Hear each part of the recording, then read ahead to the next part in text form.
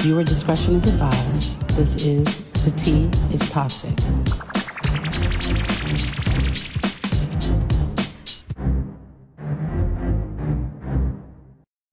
Hey, you guys, I'm back. And Happy New Year to y'all. Now, I'm going to be honest with you. I don't really do the whole New Year thing like that. I am more of a spiritualist, and I completely understand that the New Year doesn't necessarily fall on January 1st. But I'm all for the festivities. What is a festivity? You see what I mean, y'all? Let me just lie completely out. I'm done. But no, festivities, I'm all for it. I'm all for celebrating, being with family, being with the ones you love. I'm here for all of that. And to that I say, I hope you guys have had an amazing holiday. I don't know how your 2024 was. Mine went to shit on a stick. But needless to say, I'm back. Now, moment of transparency and complete honesty. I didn't know if I was coming back to podcasting. It wasn't that I didn't love podcasting. I do. It was that life was just beating me up left and right. I mean, life was giving it to me like a Jake Paul and Mike Tyson fight where I know I have the ability to punch back, but I just keep letting it knock me back. That being the case, I wasn't going to stay down for long. But I did need to take time to breathe because I think when you have these pressures of feeling like you have to show up for everyone, you sometimes forget to show up for yourself. And I am the main character in my own story. So if my main character is not locked in and centered and mentally okay and sound, then nothing else around me is going to thrive. All will collapse. Remember that for yourself, y'all. You are your own main character, okay? Anyway, I hope you guys have been having a great start to the new year, even though it's only been a few hours. Let's make the best of it, right? Let's say fuck it. Let's throw it all at the wall and let's see what sticks. Because nothing ventured, nothing gained. And at the end of the day, there is no ceiling to what you can do. And life is not short. You can do whatever you want to do. There's 1,000 lifetimes you can live in one life. So here we are, starting fresh, starting new. And I'll be doing more solo episodes as well. I do still love having guests come on. But I'm getting very comfortable with talking to the voices that's inside my head and letting y'all hear me do it. So, being quite honest with you, if you happen to go back and listen to previous episodes, the tone, the cadence, the direction of the podcast is definitely going to be a little different than how it's going to be going forward. But the break that I took helped me heal, helped me grow. And, you sometimes take a step back. You look at the art that you're creating and you tweak it here and there. And I'm really hoping that you guys do enjoy the way that I provide my tea going forward. So without further ado, let's get into it, y'all.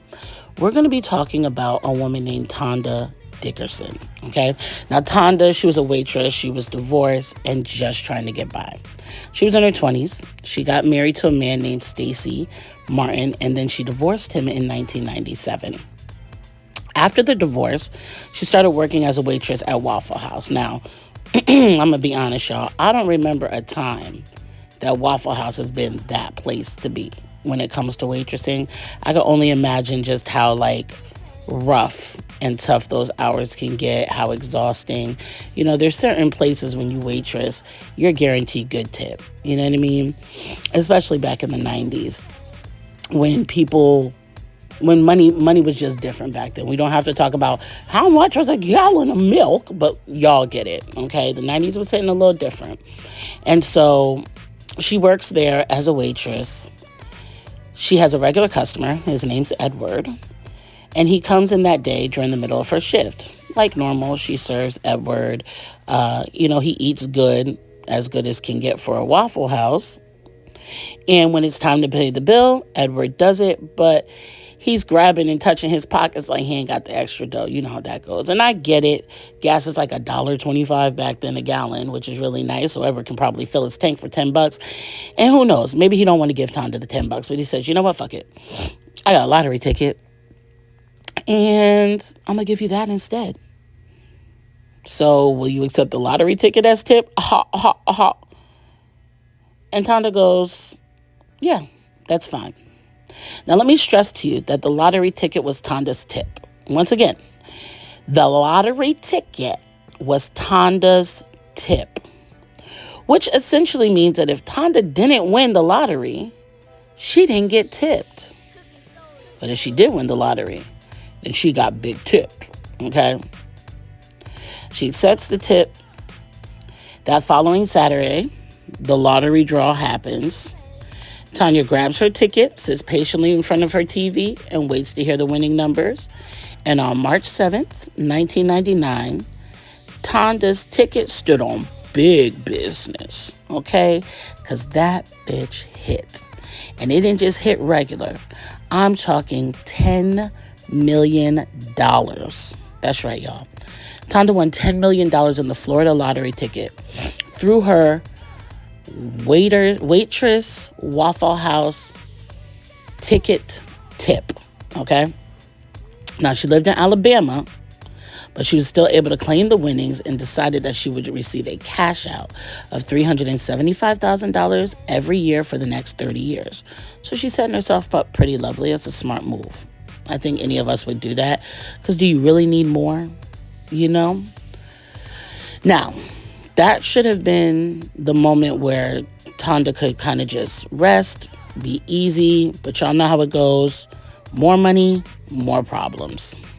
And that's exactly what happens. Because normally when you win a lottery ticket, for most people, they don't know how to shut the fuck up. If we're being honest, they don't know how to be quiet.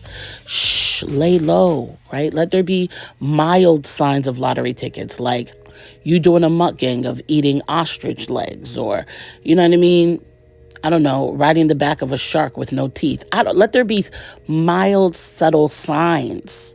Not just, oh, I won. Oh, y'all saw that on the TV. That was me. Because not for nothing, it's not like she wasn't home when she saw she won.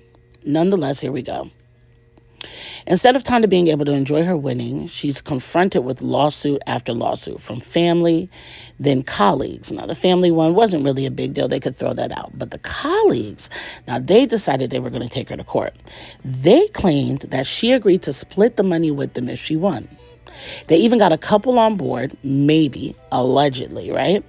They got a couple on board who testified that Tonda even told them about the agreement that she had made with her coworkers, right? Which is very interesting to me because she didn't split the workload with the coworkers, but I digress. She wasn't trying to hear any of that. So for her, she felt like the tip was for her and her only. A jury, however, felt otherwise and ruled against her. And it only took 45 minutes for them to be like, bitch, you handed some of that money over. They told her it's time to share. She wasn't going to go down without a fight. She later appealed it, and the Alabama Supreme Court reversed the circuit court's ruling. And that was on February 18, 2000. So now, once again, her colleagues are not getting a dime. Now, remember Edward? If you don't remember who Edward is, let me refresh your memory. Edward is the cheapskate who had enough money to eat, but didn't have enough money to tip. And now he's coming back wanting a piece of the pie. He's claiming that Tonda agreed to buy him a new truck if she won. So now she had to fight that lawsuit. And it took her 2 years before it was thrown out in 2002. Now, it finally gets thrown out. You would think at that point, Tonda can breathe easy, enjoy her winnings. But literally a week after that case gets thrown out, the biggest villain of them all comes through. And that would be Tonda's greedy, grungy, trifling, goofy ex-husband, right? Ex-husband, like there's not even a story to tell on him. They had already been divorced for 2 years before she won the lottery, yet here comes his hating ass. So his name's Stacy, if you forgot. He was worse than all the others. Stacy was dumb, he was unplanned, and clearly uneducated. And I know you're like, damn, AJ, why would you say all that? That's unnecessary. Let me just tell what happened, and then you be the judge, okay? All right, great. We listen, we don't judge, but we're going to judge this time. Okay. See, Tonda, wherever she was at the time, walking from wherever, Stacy pops out and abducts her. Okay, gets her in her car, has her drive, which I'll give him, that was a little smart here and there, but then at the same time not so smart. But I get it. Now you got to have your hands on the wheel, and I can hold a weapon to you, whatever the case may be. Who knows? Maybe that's what he was thinking. So he's got her driving. And while she's driving, he keeps telling Tonda that he was going to kill her. Now, the irony of that is, if you kill this woman who has won the lottery and you're her ex-husband, because now they got divorced in 97 and now it's 2000, right? You're not getting, and I apologize, 2002, you're not getting a dime. So at this point, is it about the money, or are you just a resentful, envious, hating ass individual? Because literally it sounds like you're just angry with Tonda for coming up, getting lucky, right? Nonetheless, I digress. Stacy and Tonda, they drive into Jackson County, where he took her to the boat launch at Bayou Heron. Now, he took her there because it's an isolated area. So they're together. They're just sitting there. I guess Stacy's trying to figure out what he's going to do next now that he's kidnapped this newly rich woman. And Tonda's phone starts ringing. And ringing, and ringing. And she convinces Stacy to let her go in her bag and grab the phone. Stacy's getting tired of hearing the phone ring. He's trying to figure out, what am I doing anyway? So he's like, whatever, you can get the phone call. Grab the phone. So he lets Tonda go in her bag. And any woman who knows what going in your bag means, you don't let no woman go in her bag. Because there's literally a saying that goes, don't make me come out my bag, which can be interpreted as, don't fuck around and find out. Okay? Letting a woman go in her bag is the equivalent to letting a man whose ass you just beat say, I'll be right back. Then you watch him walk to his car, pop his trunk, while you stand there and wait.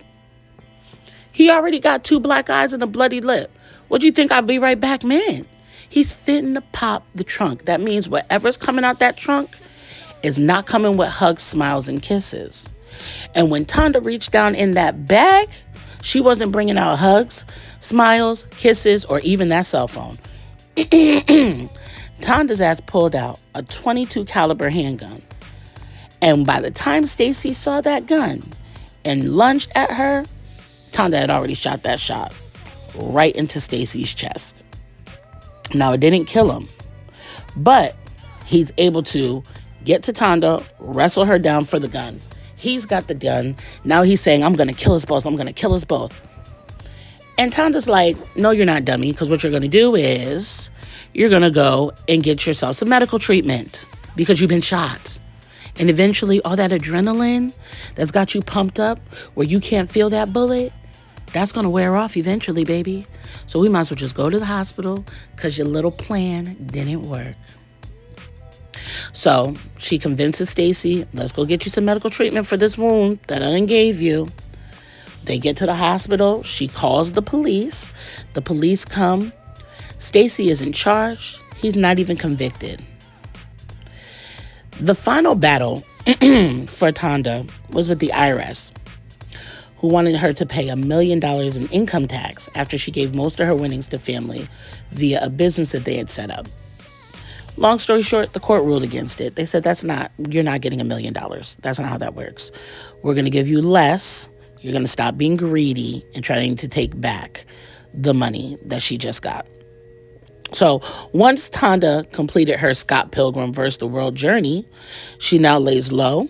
She lives her best life unseen, unbothered.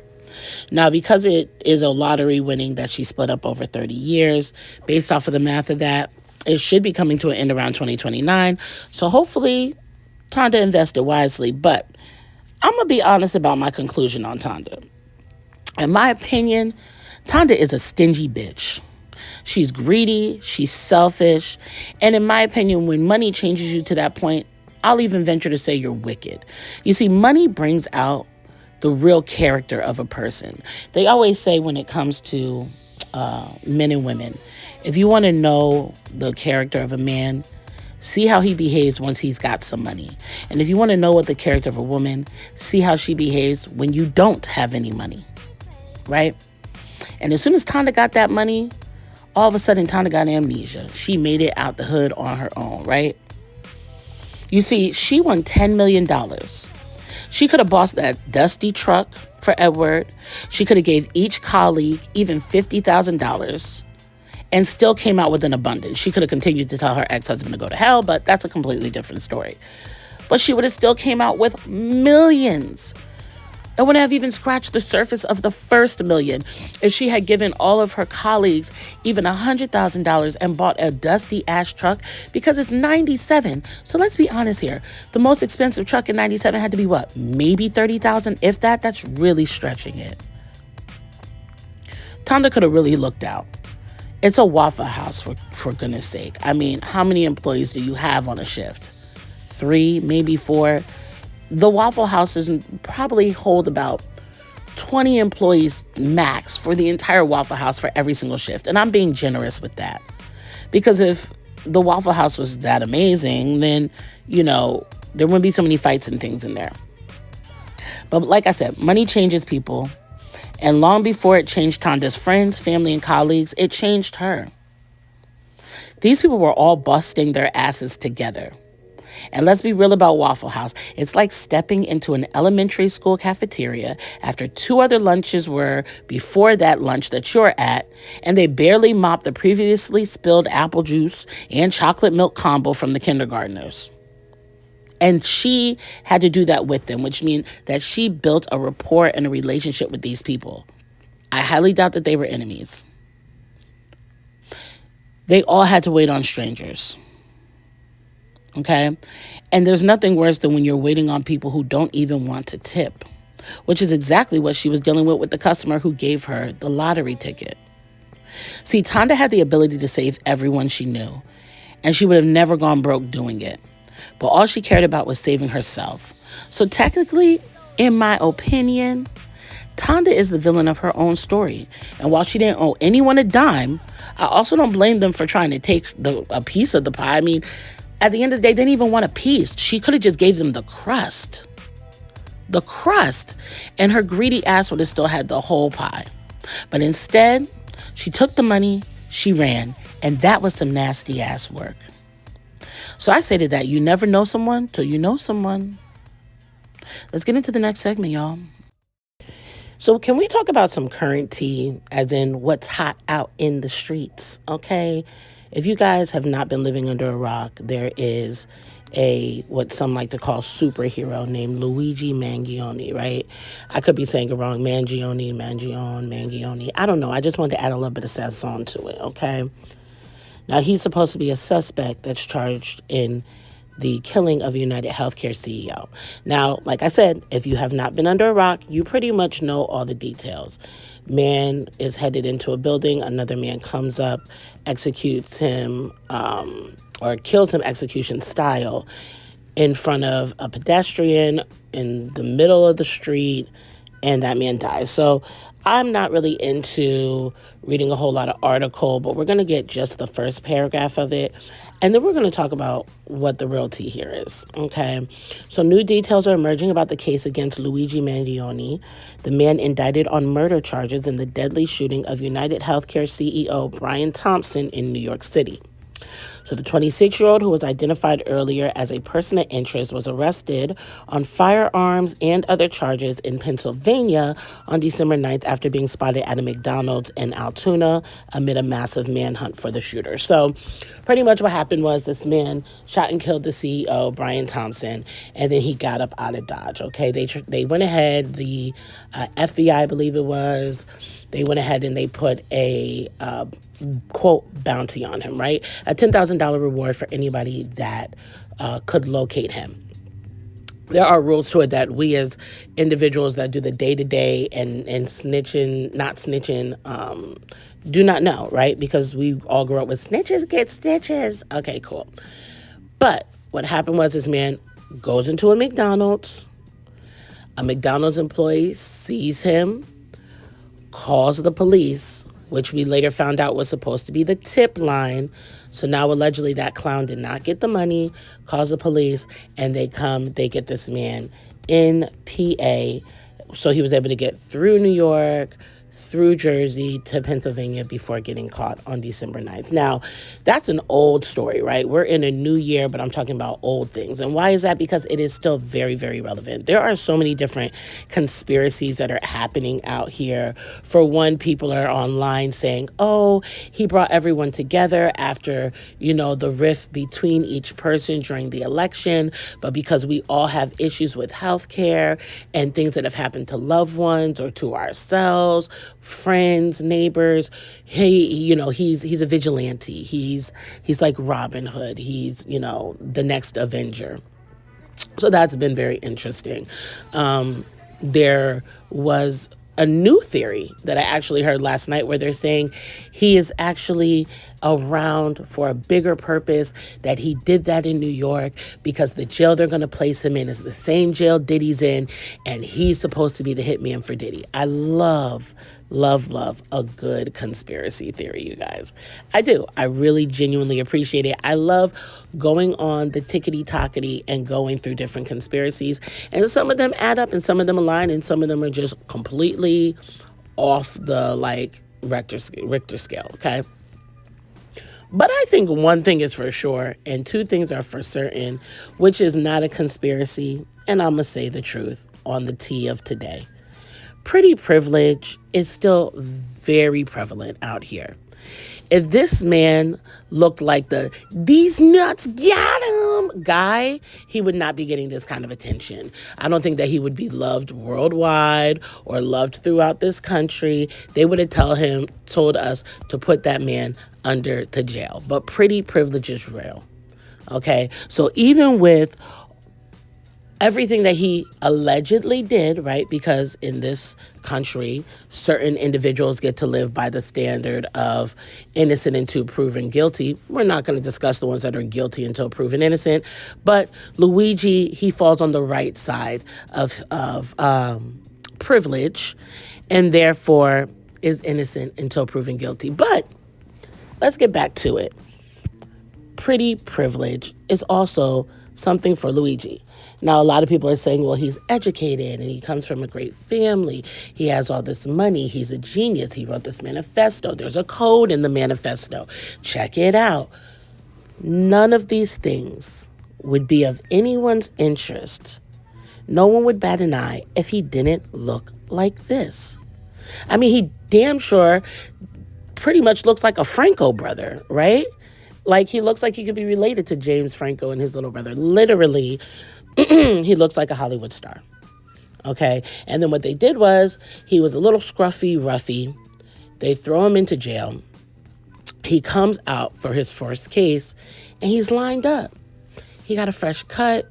He don't have that little Oscar the Grouch unibrow anymore. He's looking like a snack. Let's be honest. Okay, he's a heartthrob. He looks like a snack. He's fine. I don't think there's a single woman that can look at this man and go, ilk. Now, you can possibly look and say, that's not my type. But you can't look at him and say, yucky. He doesn't give ick. There is no circle, circle, dot, dot. Now I've got a cootie shot to protect yourself from him. Any woman can look at this man. Any man can look at this man and say, this brother is fine. And I think that is playing into his privilege. That's playing into his favor, And it's almost looking like a real live version of Chicago. And if you guys don't know what Chicago is, it's a musical with Renee Zellweger and Catherine Zeta-Jones and Catherine Zeta. Is it Catherine Zeta? I think it is, you guys. And the dude that allegedly put that hamster up his ass.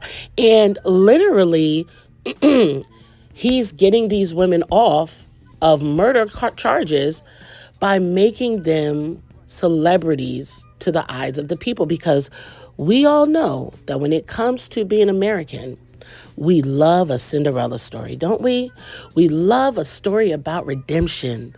We love a oops, my bad kind of story where it ends with something magical at the end. That's the reason why Disney has thrived so well throughout the entire 19th century, right? So literally, this is what's happening. I think they're playing in our face, and Honestly, the man doesn't even look like the man in the hoodie, but here we are, nonetheless. And I can't guarantee that he's going to actually do time. And it's not my place to say whether he should or shouldn't.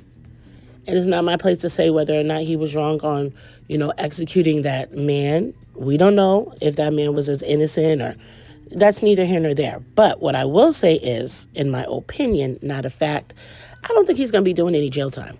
I think that normally when someone is considered a quote unquote monster, right, a lot of times their lawyer will request that the media that they not be shown in the media like that because it can alter people's image of them. And then when it's time to choose a jury or whatever the case may be, now they've already got a premeditated idea of who the person is and how they're going to vote, whether they say it or not. And in this case, they knew that this man's looks and this man's privilege and his upbringing would work in his favor. In favor, he does have. Luigi is no longer riding second to Mario. He is in the forefront and he has the favor over him to come out of this. Let me know what you guys' thoughts are on this one. I mean, come on, look at that photo, you guys. Really, even the photographers love him. Okay, because they could have been making any other kind of, you all get what I'm saying. What do you think about this one? That's the current tea right now. Do you think that he's going to get off on this murder charge? Do you think they're going to find a way to get him to wiggle out of this? Do you think he did it? And do you agree with the pretty privilege theory that a lot of the reasons why he will be found innocent is because he is attractive and educated? Let me know what you guys think. And let's get into the next part. First comes love, then comes marriage, then comes the baby in the baby carriage, which is what I was always under the impression of, that was the order of things. My parents, they were teenagers when they met and, quote, fell in love, as were all of my aunts and uncles. I thought I'd found my first love as a teenager and later went on to marry someone completely different, but in my 20s, at 22 years old, after dating for just 4 months. And I managed to make that marriage work for 8 years. And then I turned around and divorced at 30 years old and reinvented myself and got married yet again during the height of the pandemic coming to an end, and am now divorced yet again. And there are a couple takeaways that I got from that. One, I was way too young to get married. And while that might work for some, I realized that it didn't work for me. And let me explain why. The reason it didn't work is because I was in transitional stages of my life. We heal, we grow, we mature over time. And I realized that the partners that I chose during those stages were aligned with the maturity level and the mentality that I was at that time. You see, rather than realizing that I needed to take time to heal from trauma and experiences that I had in my childhood, things I'd seen, things I'd experienced and been through, I consumed myself and wrapped myself in a relationship with a man in hopes that that would help heal me. And it's interesting because who I am in my 30s is not who I was in my 20s. And the partners that I chose definitely show that.